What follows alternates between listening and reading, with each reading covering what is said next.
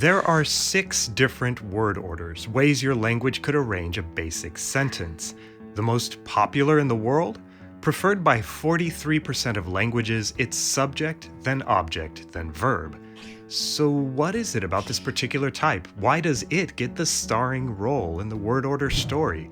Why do so many people speaking so many languages love SOV? Last time, we met the rarest word order, OSV. Along the way, we learned it's rare to put the object first in a basic sentence. It's less uncommon, but still unusual to begin with a verb.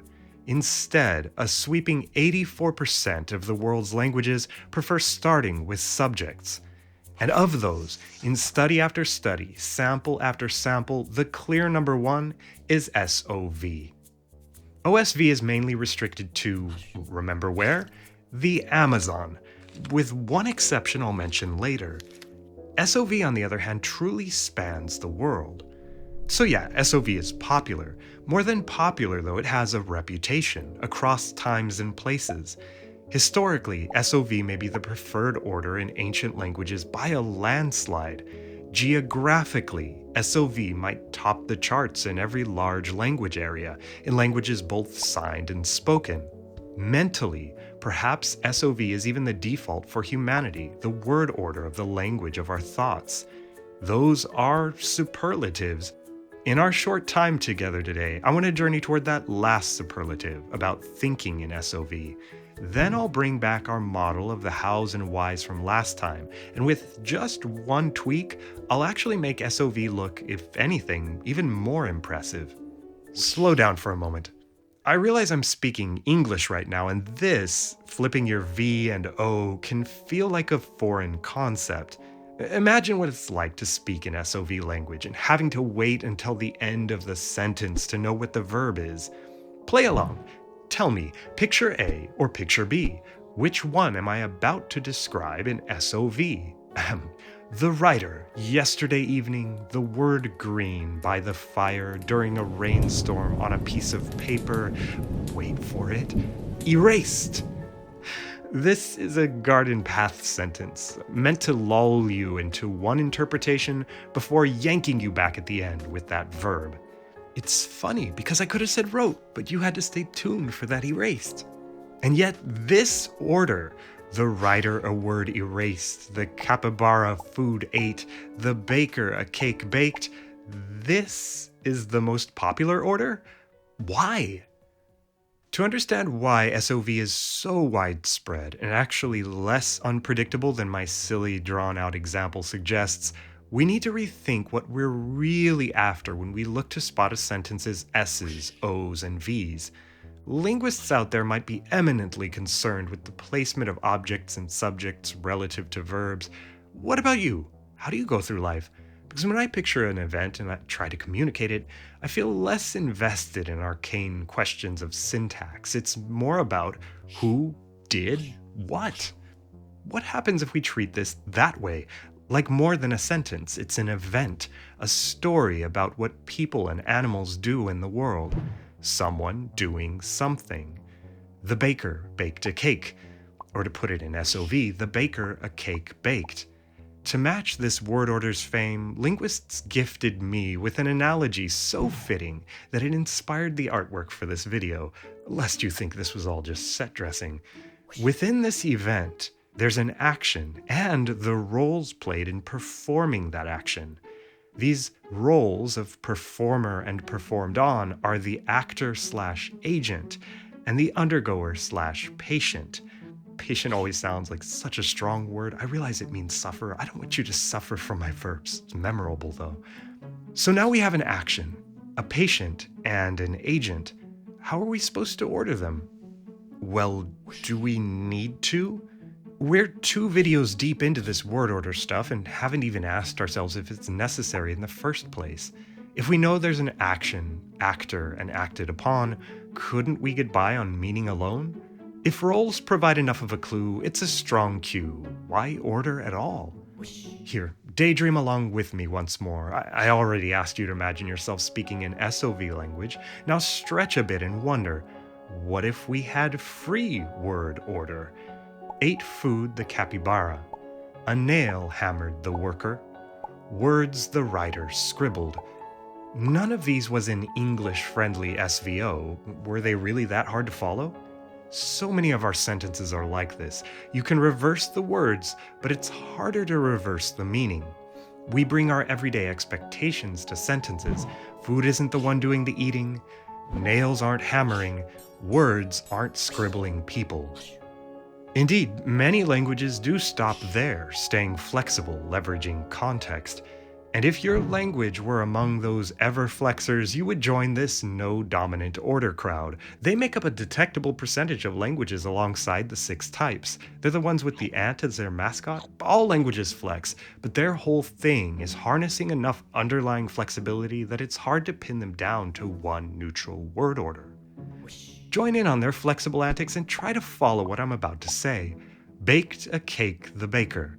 The baker a cake baked. A cake the baker baked. Do you picture anything but a cake being baked and a baker doing the baking? Then again, try this one. Imagine it flexibly ordered. The cat the raven watches. Who's watching whom? Gotcha!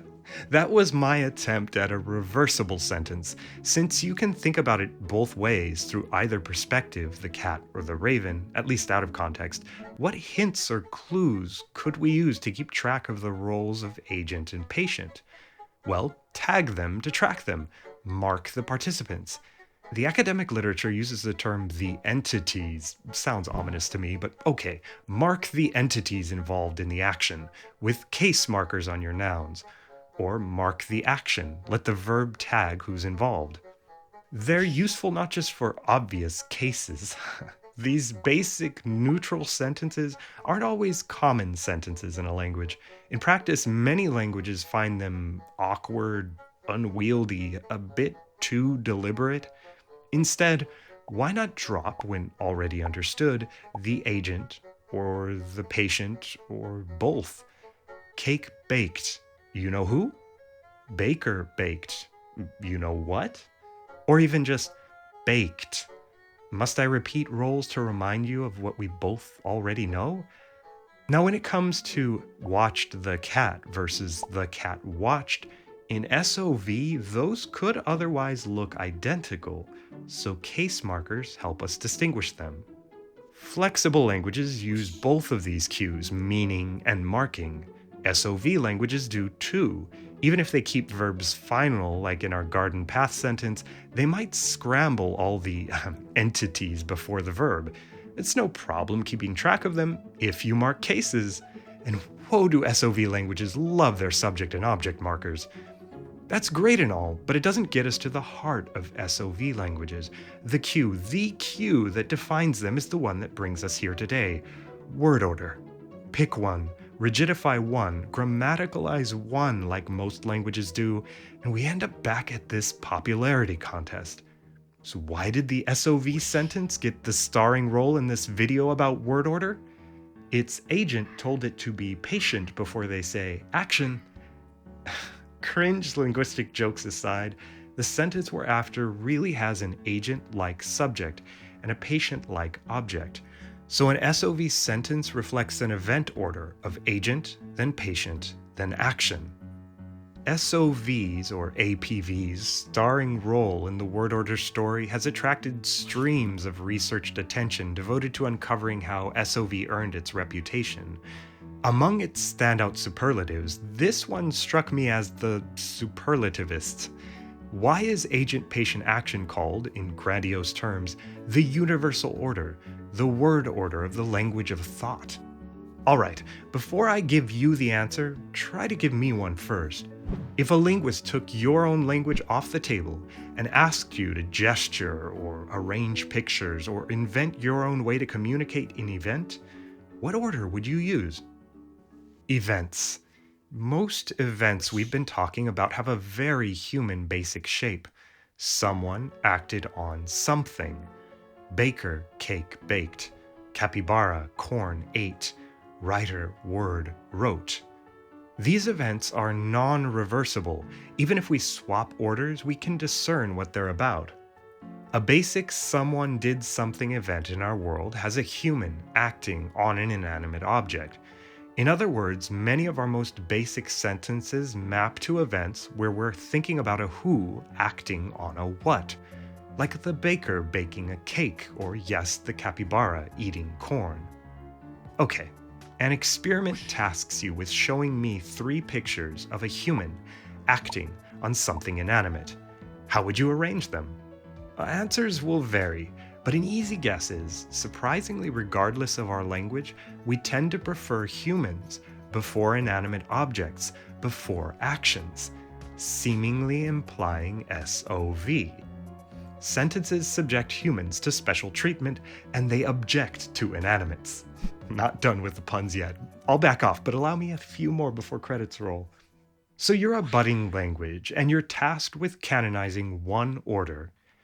You notice that the humans really like the person something did. You do some linguistics, turn that into roles, set up the who that did it, the what that was done, then the doing, hit play, call action. Voila, it's agent, patient, verb. Make it canon in your language's grammar, and you've got subject, object, verb. If this is how things work, then SOV is the syntactic layer of an underlying human inanimate action preference. Short and sweet, SOV is the word order of your thoughts. If true, at least when it comes to events with animate doers acting on inanimate undergoers, we basically think in SOV. Unless we switch things up. Say both the agent and the patient are animate, and both feel like possible agents. Well, that was the cat and raven predicament. What happens then? Save that for someday when we get to SVO. So is that it? Are SOV languages SOV because of this underlying universal preference? We all think in SOV everyone else is being derivative? Not quite. When it comes to individual languages and their word order preferences, there's something far more influential than the universal language of thought factor. Last time, for understanding OSV, I drew a model. Bring it back in. If OSV's rarity taught us how all languages flex, here's what we can learn from SOV's popularity. I've spent most of our minutes focused on one influencer, that universal factor. There are other influences though, namely other languages, genealogically your language's family, and areally your language's neighbors. Then there's flexibility, an underlying spectrum of word order variation. All these influences get funneled through filters that constrict your sentences or bend them to your situation and surroundings.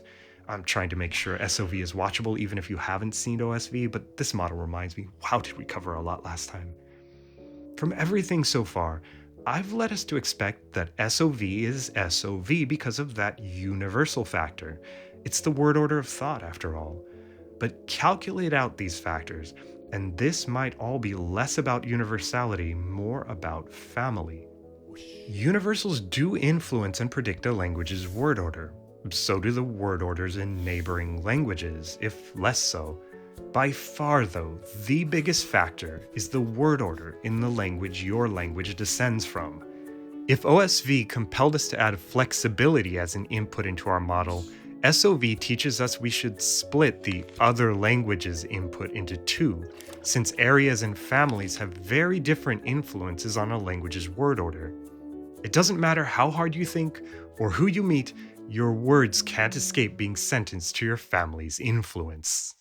And in fact, that bias is so strong that if we remove family bias, the rankings look very different. Strip out family bias, and while we're at it, areal bias too. Areal in linguistics is about areas, places, and neighbors, not skies. Who emerges on top? Who gets re-ranked? Well, factoring out genealogical and areal advantages, most orders shrink in popularity or stay flat, except flex and except SOV. And that gap between first place SOV and second place SVO opens to a chasm. It seems merely a few families, and not independent facts about languages, are responsible for SVO being as much of a runner-up as it even is. That's a good place to admit this commenter is correct.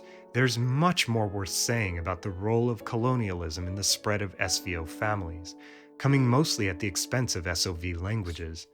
Empires and colonization pushing SVO languages ahead, that's full of stories. Power and its impacts on languages strike again.